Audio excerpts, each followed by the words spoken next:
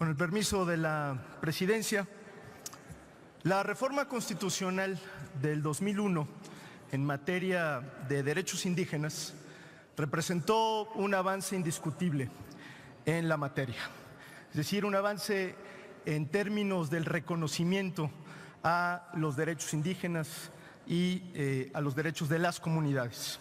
Sin embargo, aquella reforma también dejó de atender lo que fue una parte medular de los acuerdos de San Andrés Larraín en 1996.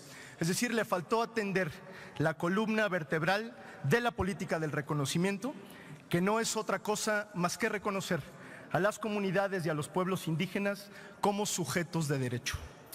Nuestro marco jurídico actual asume a los pueblos indígenas como entidades de interés público y le delega lamentablemente a los estados la facultad para diseñar los mecanismos de reconocimiento y de protección de sus derechos. Esta concepción, a nuestro juicio, lo que tiene es una especie de visión patrimonialista, asimilacionista del Estado mexicano que tiene como tarea de manera unilateral pues justamente gestionar los derechos de los propios pueblos indígenas, porque asume que los pueblos, que las comunidades indígenas están bajo su tutela. Esto en la práctica ha provocado una serie de problemas. Señalo particularmente dos de ellos. Por un lado, ha dejado prácticamente en letra muerta el principio de libre determinación de los pueblos y ha limitado la capacidad para reclamar y ejercer sus derechos colectivos, por ejemplo, el derecho a la consulta o el derecho a conservar su patrimonio. Y por otra parte, se ha traducido en una especie de discriminación jurídica e institucional hacia los pueblos indígenas, ya que sus derechos son reconocidos de forma simétrica o de forma desigual en todo el territorio nacional.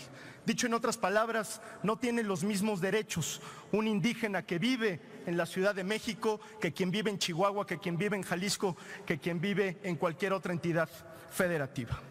En Movimiento Ciudadano estamos convencidos que esto no puede seguir así. El Estado mexicano no puede seguir arrastrando esta deuda histórica con los pueblos indígenas.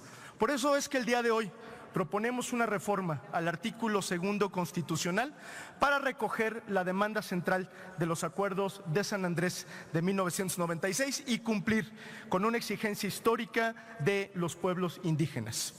Proponemos establecer el reconocimiento de los pueblos indígenas como sujetos de derecho, lo que implica el reconocimiento explícito de su personalidad jurídica colectiva y por lo tanto de su capacidad para aportar y ejercer derechos como una entidad política que tiene actuación en la vida jurídica del Estado mexicano.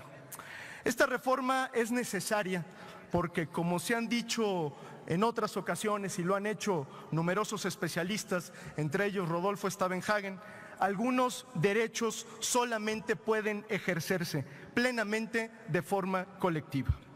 Esta reforma supondrá no solo la protección de una serie de derechos colectivos de las comunidades, sino la garantía de libre determinación, el reconocimiento de sus sistemas de organización y la salvaguarda de su personalidad jurídica para decidir sobre su presente, pero también sobre su futuro.